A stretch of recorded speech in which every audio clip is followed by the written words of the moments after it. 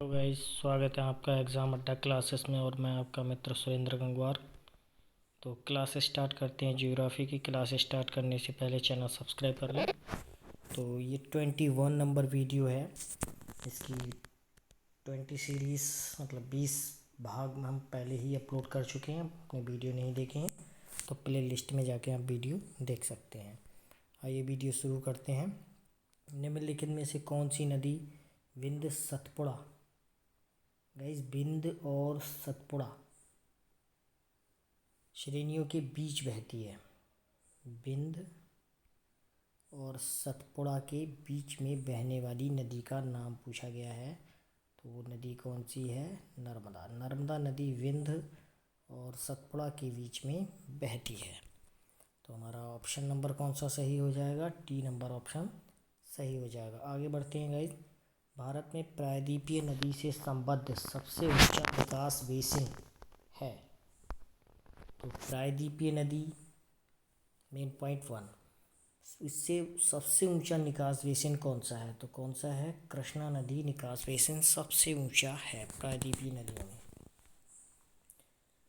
कौन सी नदी कृषि योग्य सबसे बड़े क्षेत्र को लाभ पहुंचाती है? गंगा, सरयू, गोदावरी या कृष्णा? तो कौन सी पहुंचाती है? गंगा पहुंचाती है लाभ सबसे ज़्यादा। आगे बढ़ते हैं गाइस। निम्नलिखित में से कौन सा जलाशय अलवण यानी ताजे जल का स्रोत या संसाधन नहीं है? तो ताजे जल का स्रोत या संसाधन क्या है? जयसमंद, गंगा नदी और चिल्का झील। ये ताजे जल के स्रोत या संसाधन है। जयसमंद, गंगा नदी और चिल्का झील। यमुना नदी ताजे जलाशय यानी अलवण जल का स्रोत या संसाधन नहीं है। आगे बढ़ते हैं गाइस। सतपुड़ा पर्वत श्रृंखला तापी तथा इस नदी के बीच स्थित है? किस नदी के बीच स्थित है? नर्मदा नदी के बीच स्थित है। जवाहरलाल नेहरू बंदरगाह कहाँ पर स्थित है? तो जवाहरलाल नेहरू बंदरगाह जो है वो मुंबई में स्थित है।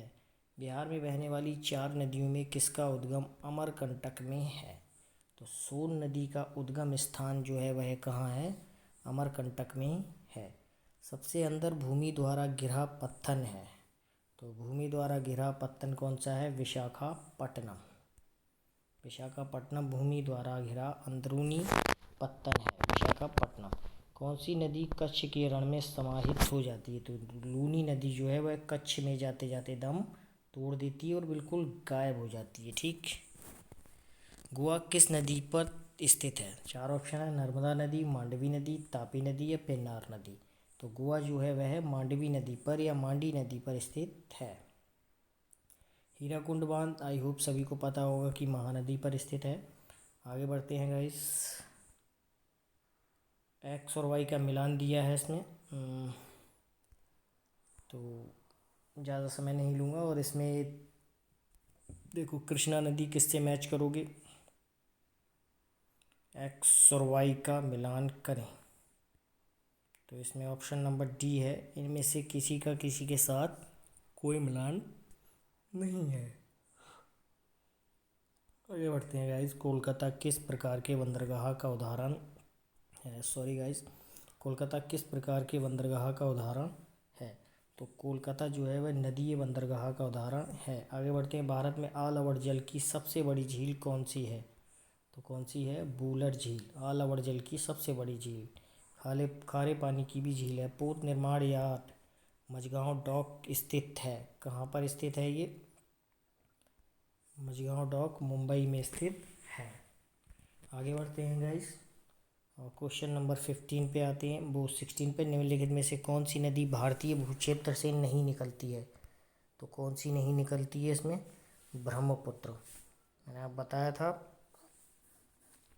ब्रह्मपुत्र नदी भारतीय भूभाग क्षेत्र से नहीं निकलती। यदि देश का 20% या इससे अधिक क्षेत्र मानसून के मौसम में बारिश से की कमी से ग्रस्त होता है तो उसे क्या कहते हैं? उसे कहते हैं सूखा।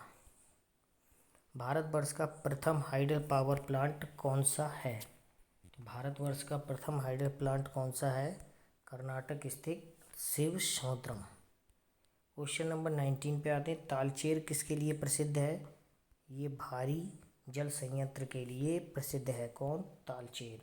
राजस्थान नहर में पानी किस नदी से आता है? तो राजस्थान नहर में पानी जो है वह सतलज नदी से आता है। वीडियो आपको पसंद आता हो तो चैनल सब्सक्राइब कर दें।